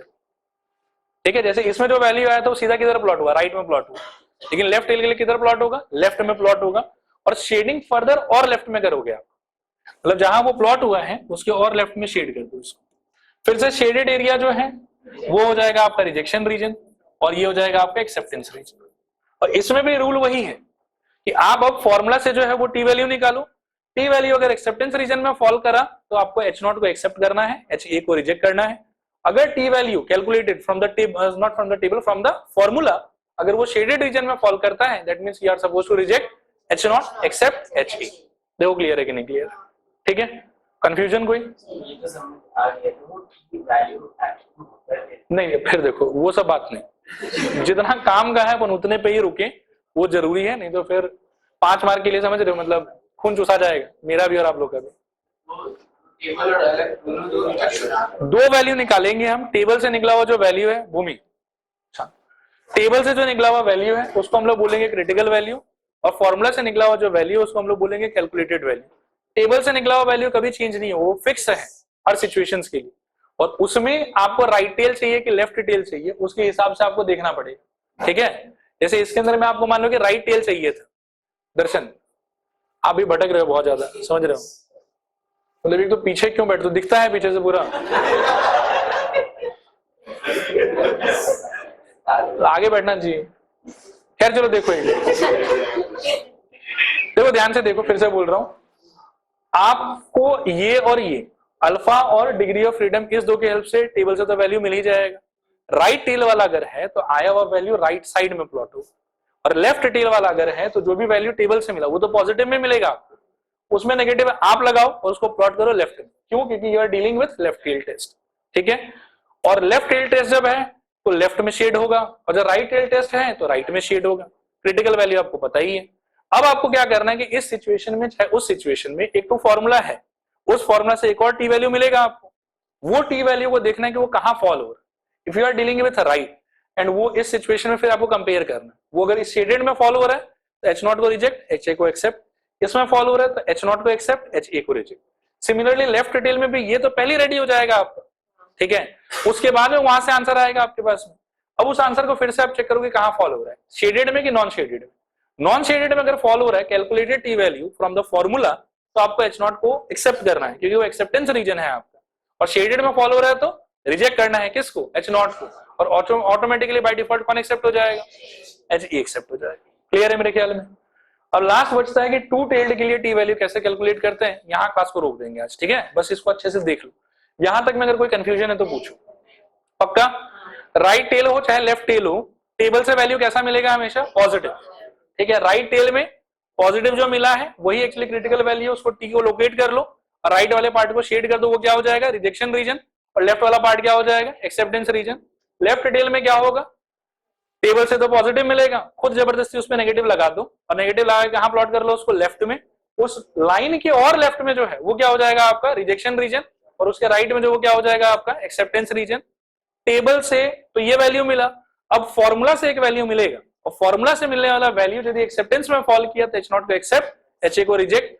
फॉर्मूला से मिलने वाला टी वैल्यू अगर रिजेक्शन में फॉल किया तो एच नॉट को रिजेक्ट और एच ए को एक्सेप्ट। मतलब हमारा कमेंट बेसिकली एच नॉट पे ही होता है based on acceptance region and rejection region. H A तो जबरदस्ती का बीच में आ जाता है। क्लियर मेरे ख्याल में। लास्ट है ये वाला 2T, इसको भी थोड़ा ध्यान से समझ लेना। इसमें अल्फा कितना है बताओ? 0.10 और डिग्री ऑफ फ्रीडम कितना है? 18। इसके ग्राफ को थोड़ा ध्यान से समझना, ठीक है। अब देखो आप यहाँ पे डिग्री ऑफ फ्रीडम कितना था? 18, ठीक है। और वो कितना था? 0.10, fine. 0.10 in what? In what? 2T। देखो 2 टेल में 0.10 का मतलब है 1 टेल में कितना? 0.05। 2 टेल में 0.10 का मतलब है 1 टेल में कितना? 0.05। ये समझ में आ रहा? थोड़ा आ रहा है, पूरा आ रहा? वैल्यू सेम ही रहेगा यहां से मेरे ख्याल में। सही जा रहा हूं क्या? ये वाला क्या? 1.734। अब इसके प्लॉटिंग का तरीका क्या होगा वो देखो। पहले तो यहां लिख देता हूं, ठीक है। T of what? अब देखना ध्यान से, जब भी आप 2 टेल प्लॉट करोगे तो यहां लिखते समय अल्फा यूज नहीं करोगे, आप उसका आधा यूज करोगे। क्या होगा बताओ? 0.05। डिग्री ऑफ फ्रीडम कितना है? 18। और इसका वैल्यू कितना आ रहा था? और आप देखो 1 टेल वाले में 0.05 के भी आंसर तो वही रहेगा ना। तो देखो लिखा क्या जाएगा, बस 2 टेल वाले में अल्फा को क्या कर देना आपको? आधा लिखते समय बस। और कितना आ रहा था आपका आंसर? अच्छा, इसमें लेकिन क्या है कि सिंस इट इज 2 टेल, इसका प्लॉटिंग दोनों साइड में होना चाहिए। प्लॉटिंग किधर होना चाहिए? दोनों साइड में। लिखते समय बस अल्फा का कैच है थोड़ा सा, अल्फा पूरा यूज नहीं करेंगे, आधा यूज करेंगे, ठीक है। और देखो ये प्लॉट कैसे होगा? ये प्लॉट होगा ऐसे, नॉर्मल शेप तो रहेगा ही इसका, इधर भी होगा और इधर भी होगा, सेम वैल्यू का पॉजिटिव, सेम वैल्यू का negative. T of alpha by 2 is equals यहाँ कितना है मेरा? 1.734। और negative of T of alpha by 2 वो कितना है मेरा? Minus of 1.734। ये हो गया 2 टेल का प्लॉटिंग। और इसमें भी शेडेड रीजन मतलब रिजेक्शन रीजन, और नॉन शेडेड मतलब एक्सेप्टेंस रीजन, और ये मतलब रिजेक्शन रीजन, ठीक है। और इसमें भी सेम ड्रामा। ये क्वेश्चन में एक टी का फॉर्मूला होगा, वहां से कैलकुलेट करके टी वैल्यू निकलेगा। वो अगर इसमें फॉल किया तो एच नॉट को एक्सेप्ट, एच ए को रिजेक्ट। वो अगर उसमें ये इसमें फॉल किया तो एच नॉट को रिजेक्ट, एच ए को एक्सेप्ट। क्लियर है मेरे ख्याल में? चलो आज यहाँ रुक जाएंगे।